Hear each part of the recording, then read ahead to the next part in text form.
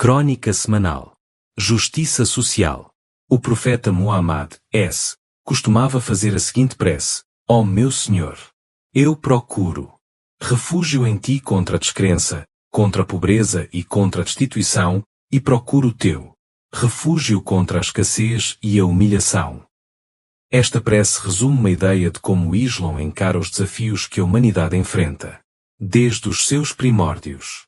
Rejeitar a existência de Deus e recorrer a conceitos puramente materialistas representa um aspecto desse desafio.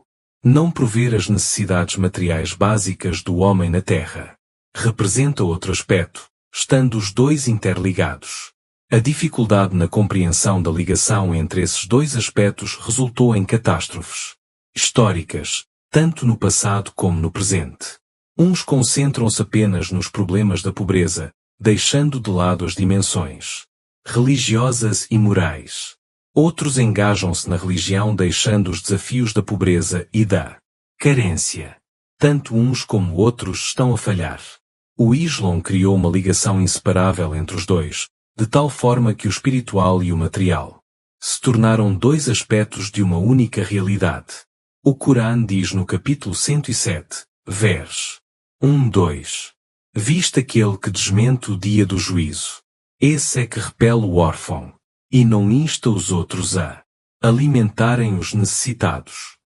Portanto, no conceito islâmico, a não satisfação das necessidades dos pobres e dos órfãos equivale à rejeição do Islão e do dia do julgamento. Por outro lado, o ato de adoração é uma resposta natural e uma forma de mostrar gratidão a Deus por tudo o que fez em prol da humanidade. Proteger as pessoas contra a fome e garantir a honra e a estabilidade nas suas vidas são elementos essenciais da ordem social que o homem merece ter aqui neste mundo. O Corão diz no capítulo 106, vers. 3-4. Eles que adorem o Senhor desta casa, Kaaba, que os alimentou contra a fome e os pôs em segurança contra o medo. É por esta razão que o profeta Muhammad disse: a pobreza e a miséria têm a propensão de levar a pessoa afetada à infidelidade e rebelião contra a religião. A prece do profeta acima citada, indica a ligação entre a infidelidade e a pobreza. Por isso, Ali o quarto califa, costumava dizer que se a pobreza fosse algo físico, eu a teria matado. Foi da ligação entre a infidelidade e a pobreza que os teólogos deduziram as bases da política socioeconómica islâmica, que se concentra na purificação da alma, recomendando ao homem por um lado a necessidade imperiosa de ser fiel a Deus e ser bondoso para com as suas criaturas, e por outro, a organizar a sociedade, as suas instituições e políticas de forma a erradicar a pobreza e estabelecer a justiça, pois o principal objetivo da orientação proporcionada por Deus através dos seus mensageiros é capacitar a humanidade no sentido de estabelecer a justiça, sendo obrigação do homem lidar de forma justa com todos. Não há nenhum assunto tão intimamente ligado ao conceito de justiça do que os direitos humanos. O Corão esclarece os elementos fundamentais da Carta dos Direitos Humanos, que é reforçado com as palavras e ações do profeta Muhammad Os dois, aplicados conjuntamente, dão-nos uma esperança de eliminação de todas as formas de exploração, opressão e injustiça. Todos os direitos humanos concedidos pelo Islão estão baseados no princípio de al-Maslahah al-Amma, o bem geral.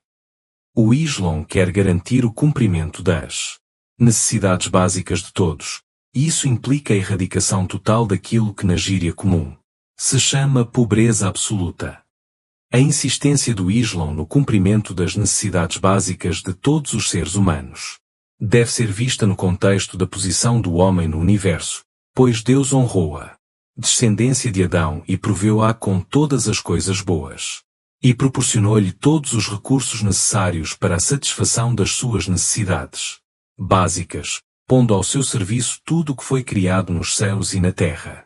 Esses recursos foram criados por Deus como dádiva para a humanidade, pelo que se deve empreender todo o tipo de esforço a fim de se eliminar a pobreza e a carência.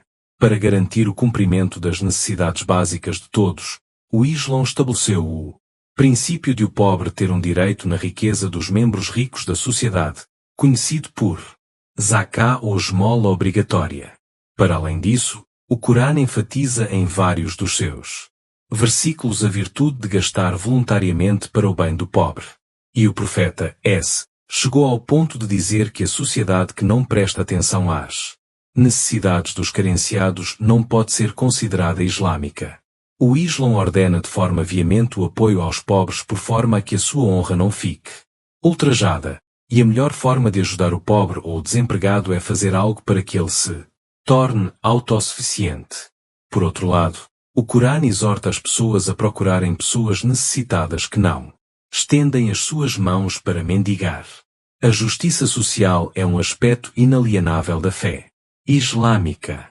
Vivemos nos dias que correm uma situação muito cruel, em que há pessoas com muita riqueza acumulada, mas são tão insensíveis que mesmo vendo gente que não tem o mínimo para sobreviver, continuam mantendo os seus braços engessados, não se mostrando dispostas a tirar um único tostão para ajudar quem esteja a necessitar.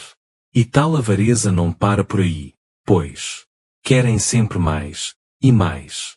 Bem disse o santo profeta Muhammad, se o filho de Adão, ser humano, possuísse uma vala cheia de ouro, ainda desejaria ter uma outra.